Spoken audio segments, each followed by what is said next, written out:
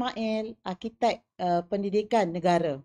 Buku ini ditulis oleh Sharif Putra dan diterbitkan oleh Utusan Publication and Distributor Sendian Berhad dan dicetak oleh Print Art Sendian Berhad. Cetakan pertama pada tahun 2011. Buku ini mengandungi 278 muka surat dan boleh didapati di pasaran dengan harga ringgit Malaysia 29. Okey, sinopsis buku ini mengisahkan sejarah hidup Tan Sri Datuk Razali bin Ismail yang dilihat sebagai seorang tokoh masyarakat yang disegani. Penulis telah menyelongkar khazanah kehidupan figura yang amat dikaguminya ini sebagai sebuah dedikasi pribadi kepada sahabat yang telah kembali ke rahmatullah. Sharif Putra telah meredah denai menelusuri jejak telapak pengalaman Razali Ismail yang terserlah seperti mutiara cerita penglibatannya dalam bidang pendidikan.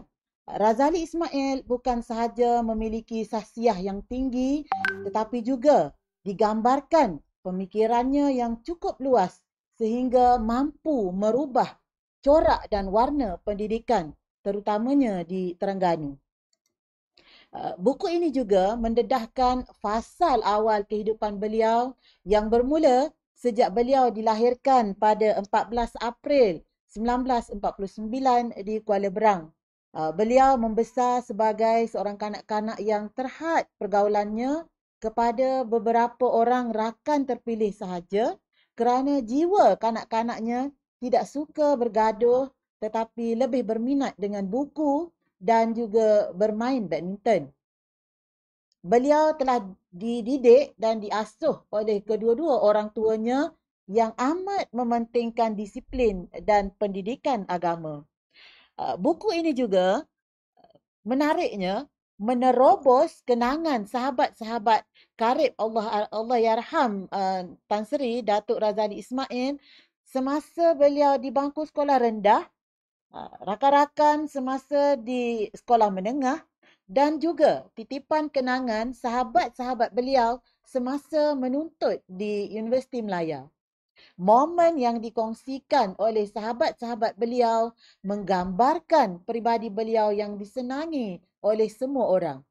Terdapat juga cerita-cerita menarik, kisah percintaan, perkenalan beliau bersama-sama isteri tercinta sehingga termeterinya janji di Jimjang Pelamin. Okay. Kemudiannya, Tan Sri Datuk Razali Ismail memulakan kerjaya sebagai guru di Sekolah Menengah Tengku Ampuan Intan dengan semangat untuk membawa perubahan dalam iklim sekolah pada ketika itu dengan memberi penekanan kepada bidang kebudayaan dan kemasyarakatan. Kehebatan beliau sangat terserlah apabila beliau berjaya mencorak beberapa perubahan drastik sepanjang perkhidmatan beliau di sekolah tersebut. Beliau juga digambarkan sebagai seorang motivator yang cukup hebat sehingga beliau berjaya merubah persepsi pelajar yang rata-ratanya di sekolah tersebut pada ketika itu cenderung kepada bidang sastera untuk mengambil jurusan sains dan majisnya semua pelajarnya itu mendapat pangkat 1 dan 2 dalam peperiksaan SPM. Kewibawaan beliau semakin menyerlah apabila beliau meneruskan kerjaya sebagai pensyarah di maktab perguruan, seterusnya menjawat jawatan pengetua maktab perguruan sehinggalah beliau dilantik sebagai pengarah pelajaran. Beliau menekankan pelbagai pendekatan untuk mengurus tadbir hal ehwal pendidikan di bawah tanggungjawabnya. Beberapa slogan Allahyarham yang sentiasa dikenang, antaranya saya akan menjadi sahabat semua orang, mesra dan berintegriti, dan memperkasakan akal budi. Beliau seterusnya mengorak langkah lebih jauh dengan menceburi bidang politik dan dilantik sebagai Timbalan Menteri Pendidikan pada tahun 2008.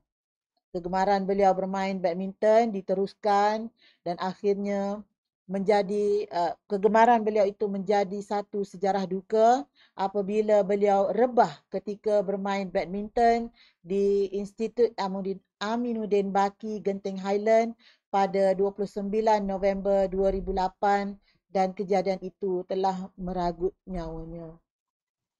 Al-Fatihah untuk Allahyarham. Kelebihan buku ini, buku ini ditulis dengan gaya bahasa yang sangat mudah difahami, laras bahasa yang santai dan menarik.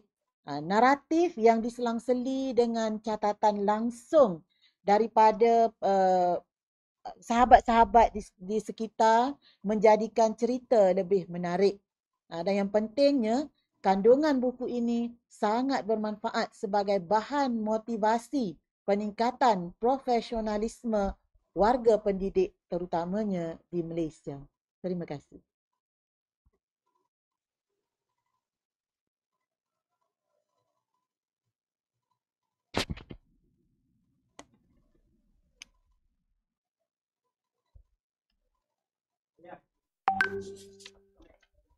Satu.